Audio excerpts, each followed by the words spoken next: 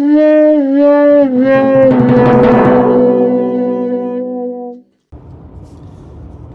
is up, ladies and gentlemen? Welcome back.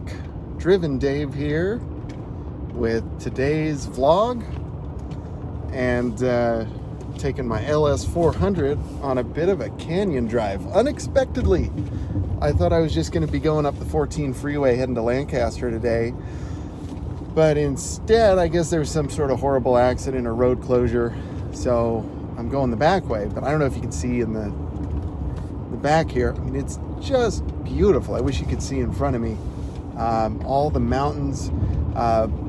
For reference, this is one of the roads that a lot of car journalists use, including myself, to do road tests and car reviews. Matt Farah is up here often. I mean, never at this hour. He's always here at like 6 in the morning, so I'm never going to see Matt.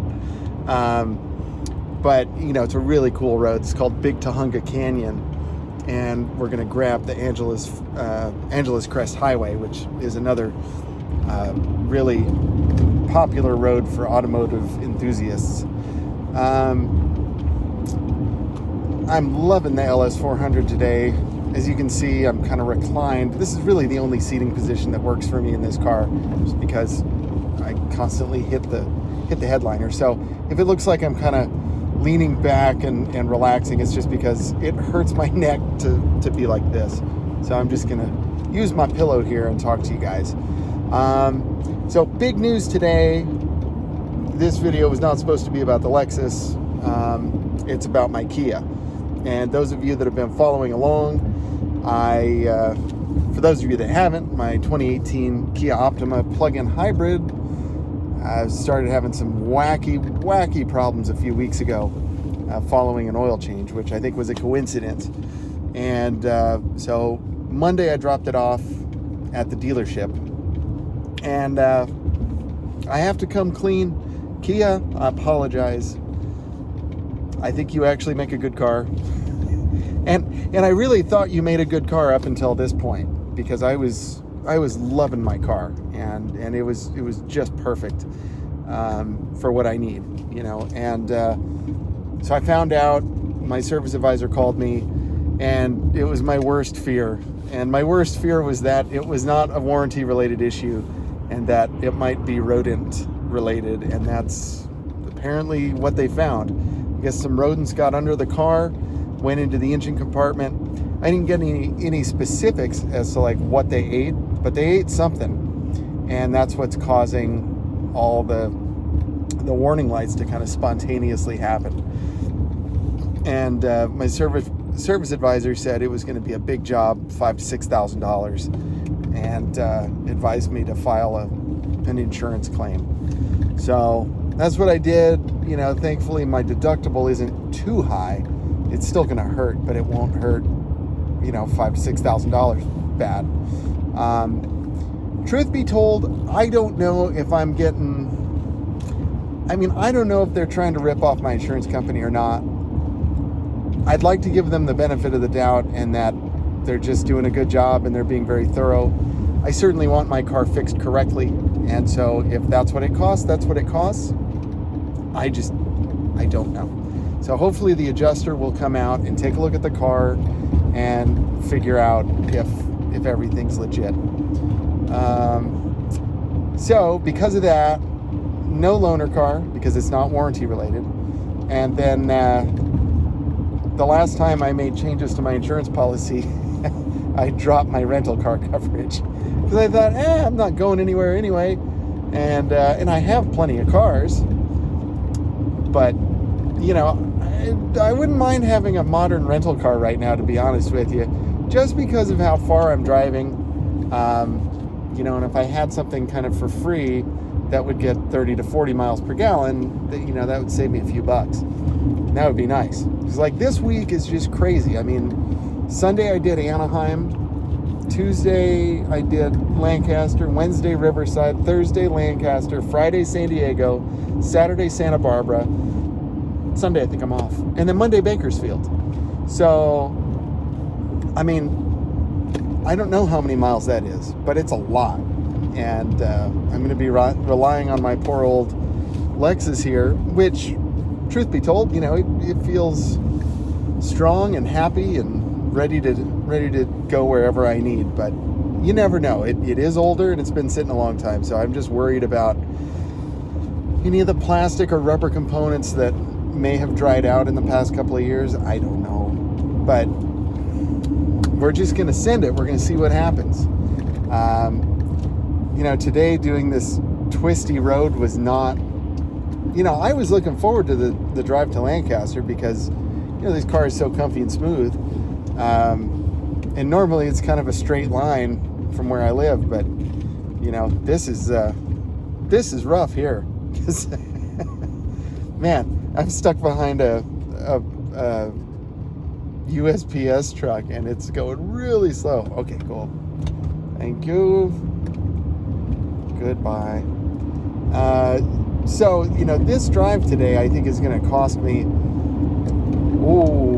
a good bit more than it was originally going to, just cruising on the highway. Instead, I'm doing Big Tonga Canyon in my land yacht here. So you'll see I'm in a bit of a hurry. I mean, I have to get where I'm going on time, and I just kind of wasn't counting on this traffic problem today. So I'm going to have to take these corners at speeds that don't slow me down. So, you may see me kind of, you can see me right now kind of sliding in the seat a little bit. And I know a lot of you really love these cars, the LS400, and I'm right there with you. I'll be the #1 fan in the cheering section. But man, come on, this car, here we go. This car was not made for this. I mean, it was designed to handle this, but this is not what this car does well. And let's just be honest, it is not good at this. Whoa. I'm falling off the seat. But at the same time, it's quiet, it's comfortable, it's smooth. The air conditioning in this car is one thing that deserves to be mentioned. It's so smooth. You just kind of feel the air. It just kind of comes at you from everywhere. You don't really feel it blasting from one vent. It kind of just surrounds you. And part of that is due to, I'm sure they spent millions on the AC system and figuring out where to put the vents, and I'm sure there are servos and motors galore. Yeah, but there's a vent under the steering column that kind of points at your in 3.9 legs. miles, turn left onto Angeles Forest Highway. Okay, Thomas. So yeah, your legs are cool. Everything, it's just everywhere. And that's a really nice feature. That's one thing I wish my Kia had. Sometimes I feel like even though it's blowing out a lot of cold air, I just can't feel it, and I can't seem to get it to direct at me. But with this car, it's almost like if you've ever used one of those shower heads at a fancy hotel where they've got one up top and then one on either side, and you get under it and it's just water is everywhere all at once.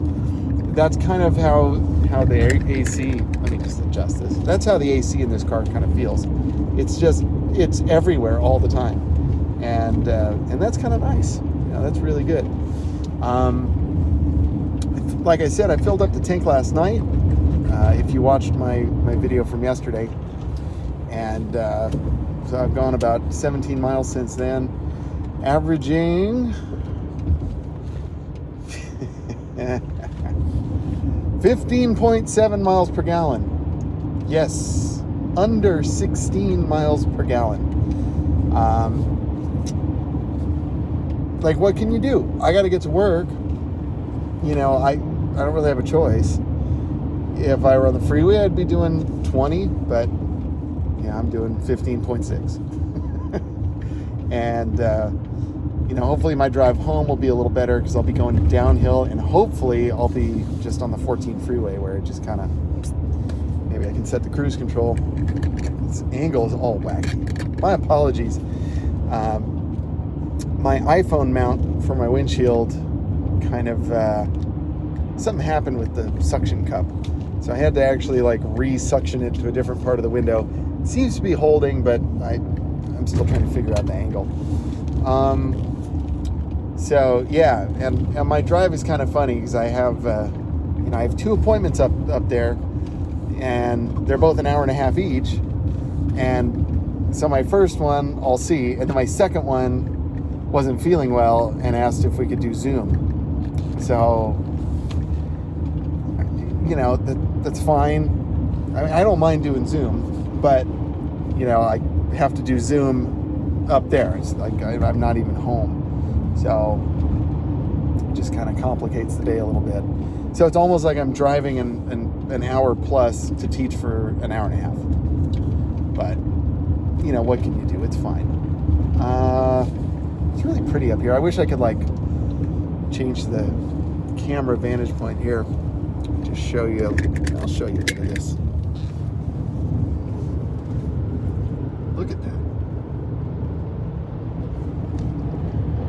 So I may be paying for a bit of gas today, but I don't know. This is worth it. This is awesome. It's just such a beautiful view. It's a beautiful day. It's only 86 degrees.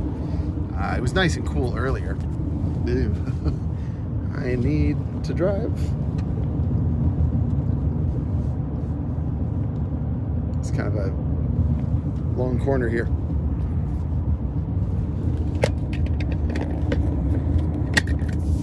Sorry about the poor camera work, but hey, if you've been watching my channel for a while now, you must be used to it. So thank you for sticking with me. And yeah, and so I have a silly goal, and I figure if I just say it out loud, and I say it to all you nice people, my friends, 45,000 subscribers by October next year. I know that's insane and probably won't happen, but sometimes when you say it, it happens, and that's my goal. 45,000 by October of 2022. And I don't know, I feel like we can do it somehow. And I have some instructions. I have some ideas for videos coming up in the next few days. Once I have some time. I've just been kind of heading everywhere this week. Nothing exciting, just a bunch of stuff. Well, there are a couple exciting things. I'm looking forward to what I'm doing tomorrow. That's going to be a lot of fun, and so that's cool. That's my Friday. What was I saying? Oh yeah, so I have some things coming up that I want to make videos on. Turn left onto Angeles Forest Highway. The next couple of things, and let me know what you think about these. Of course, I'm going to do them anyway, but please comment down below. I want to test the headlight restoration that Watch JR Go found to be awesome in his video. So he did the Turtle Wax headlight restore kit. So I'm going to buy that. This car is due for another headlight restoration. So we're going to test that out and see if the results that Watch JR Go had match with what I get. And that's going to be cool. So I'm excited about that. And I'm excited to fix up these headlights because it's really letting the car down. It's a bummer. The other thing I'm planning on doing is, and I may even do this tonight if I have time. I'm just going to go to an auto parts store and buy a cabin air filter and do a little video on how to change the cabin air filter. Most of the Toyotas are kind of the same. I mean, most cars are kind of the same now with the cabin filter. It's usually behind the glove box. So I'm going to show how that's done. I just feel like the air in the cabin here could be a little bit fresher. If I'm honest, a little bit. It just smells like old Toyota. Like old Toyota. So there you have it. I have a bit of technical driving to do here, and I have a bit till I get to where I need to go, but I may tap in when I'm done working and maybe heading back, or maybe once I get home. We'll see. So if I don't tap in, then this will be the whole video. Bummer about the Kia, but I'm really glad that it's hopefully going to be fixed. I don't know how long. I'm expecting maybe a couple of weeks, but maybe less. At least I have a lovely car to drive. And this, it's just lovely. It's so quiet and so smooth. So again, I hope you're all doing great out there, and I will talk to you soon. Like, share, subscribe. Bye. All right, we're heading back. Looks like the freeway's much better now, so I can actually take the easy way home, which is nice. I just want to get home. I'm tired, and I have a lot to do tomorrow too, so, this is much better. If we can carry some, oh, nice. Smooth move. Passing power. There we go. Yeah. That was a little impatient of me, but that wasn't cool. Anyway, where was I? So I was just talking about heading home on 14, which is nice. I am feeling, at the higher speeds, keeping up with traffic, there's still a little bouncing in this car. And I guess the tires haven't broken in yet, question mark. I still don't understand that I'm still not quite buying that. But we'll see. I'm trying to have an open mind. I think by the end of this week, I will have put 1,000 miles on the car, so we should be able to make a better judgment on that. Other than the little bit of this going on, and it's really not that terrible. I'm just being picky because it's a new set of Michelins. It should ride great. I did that little canyon drive to get up here, which was actually a whole lot of fun and just so beautiful. And so my gas mileage was kind of suffering. I'm still in power mode. I've just kind of had it in power for a while, for about a day. And I'm really digging it. It's a little more aggressive, and I like that. You can also see 19.4 miles per gallon. It was like as soon as I got off of the Angeles Crest and the road kind of opened up, I was able to kind of just cruise some flat surfaces. It just jumped right up to 19 miles per gallon, which was awesome. So, I've gone through almost a quarter tank since yesterday. This thing is hurting my wallet a bit, I'm not gonna lie. But it is a paid-for car, long since. You'll notice that the tack is not working, so I'll just give it a little, there we go. It's 3 hits, and on the third, it comes back to life. Again, who cares, it's fine. Even if it wasn't on, it wouldn't bother me that much because it's an automatic and I'm not shifting it. And I mean, it's nice to see what the engine's doing, but it's cool. So, what else did I have to tell you? There was something else. Oh yeah, shout out to Sam, new subscriber. Thanks, buddy, I appreciate it. Hope to see you soon. Back at our favorite place, doing something. I'm sure it'd be fun, man. And also another shout out to Roastmaster Colby, who knows what's up. And by the way, thanks for watching, dude. Really appreciate it. Just subscribing was enough, but to actually watch my videos, thanks, man. And always nice to see it too. So anyway, I'll kind of check in when we get home. We'll see we're already up to 19.6. I'll check in when I get to the house and see what our final miles per gallon for the day was. And so I'll see you in a bit. All right, we're almost back home. Got off the freeway, and as you can see, my headlights are not shining very far at all. So I hope, probably not Saturday. Gosh, I would love to do it Saturday. Probably not Sunday either, but very soon, very, very soon. Because look at this, even with the brights. Oh, I can't turn the brights on. Somebody coming. But as you can, okay, brights. Okay, the brights help, but these lenses are so cloudy at this point. Most of the light is just being like sucked up by the foggy lenses. So we're gonna do a little restoration. I may see if I can do it tomorrow. If I can get up early enough. There's just so much to do.